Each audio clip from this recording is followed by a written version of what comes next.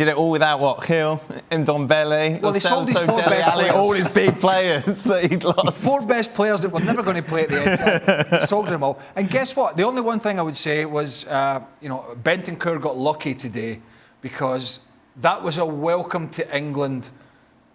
This is the pace of play in England, particularly when you're playing elite teams. And he's a very good technician, Rodrigo Bentancur.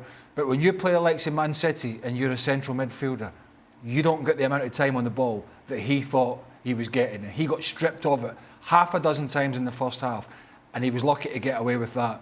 So, a good day all round for Tottenham. How much of an anomaly is this from City's perspective, particularly in defence, Don, or how much is it a concern going forward?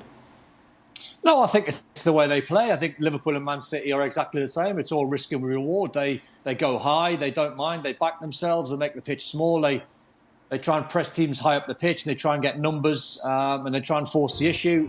When a player like Harry Kane turns it on today, we've seen Jamie Vardy in the past. Leicester caused Man City all sorts of problems because of his pace, where Harry Kane's different. He relies on his football brain. He comes short.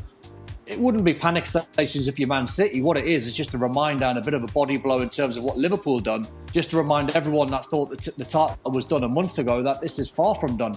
It's now back to 6, and they've still got to play Liverpool that can go all the way back to 3, and they've got some difficult games coming up. They've got Everton at Goodison next, which won't be easy. People might look at Everton, but they're a different animal, I think, at Goodison under Frank. And then they've got Man United. So it might just be a sharp reminder to get refocused again. Everton looking different under Frank. Only Don. A different animal when they've just lost it. At Goodison. Listen to what I said. At Goodison. He's only had 1 game at Goodison in the league. 100% record. Yeah, there we go. Right, away from the Frank Lampard loving that somehow we got I'll involved. tell you what, Ruben Dias tried to play, I don't know what Nedum thinks, but he tried to play as a defender offside on 2 occasions in the first half, both against Son. Yeah. And Son almost got in. On the second occasion, the pass was just slightly behind him. I mean, I'm all for high lines and pressing and stuff, but sometimes there's a high line and there's a crazy line. And I thought today, City were just pushing the envelope a little bit too far, bearing in mind the players that they knew. Yeah. Guardiola's talked about it. We know we're going to get runners from midfield. We know Harry Kane's great at getting it and turning and passing. And we know Moura came on as a sub, he didn't play. But the likes of Lucas Moura when he's on the field and Heung-min Son will run in behind. And if you leave them that amount of space, that's alarm bells. Yeah, how do you explain that defensive performance today, Nedum?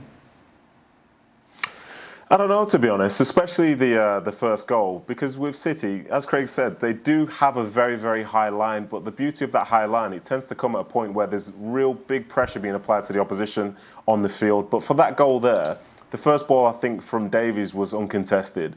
And then when Kane played that brilliant ball around the corner, there was nobody who was within 3-4 yards of him anyway. So for Diaz to think that's the right time to step up, it's completely missing the point. I think they need to have understood that danger that bit more. And this is the danger. I think sometimes you look at games and you'll see people in and around others, but there's a difference between actually affecting the play and being passive. And I think for all 3 goals today, they were exceptionally passive. But to mention Harry Kane and how well he played, I don't know what you think about this, Craig, but when we look back at, say, the way things were in the Euros and at the start of the season, you saw a guy who maybe was playing a bit deep, wasn't really breaking his back to get into the box. But you look at his first goal today, and he's sprinting past so many people to make sure he gets on the end of that. And then in the last minute of the game, get yourself in the box, get yourself a goal. Because I think from my side personally, start of the season, I thought there were other players who seemed to have a greater desire to be in and about it when the ball comes into the box. But now I'm looking at that and I'm saying, well, this is exactly what City would have needed if he was playing at this sort of level. But yeah, as I say, defensively for City, they have to do better. They have to read the situation better. And credit to them, they came in, they only conceded 14 goals in the league so far. But then 3 today is something where you really need to take a good look at it, because I think a lot of those opportunities would have been avoidable. Thanks so much for watching ESPN on YouTube. And for more sports highlights and analysis, be sure to download the ESPN app. And for premium content and live streaming, subscribe to ESPN Plus.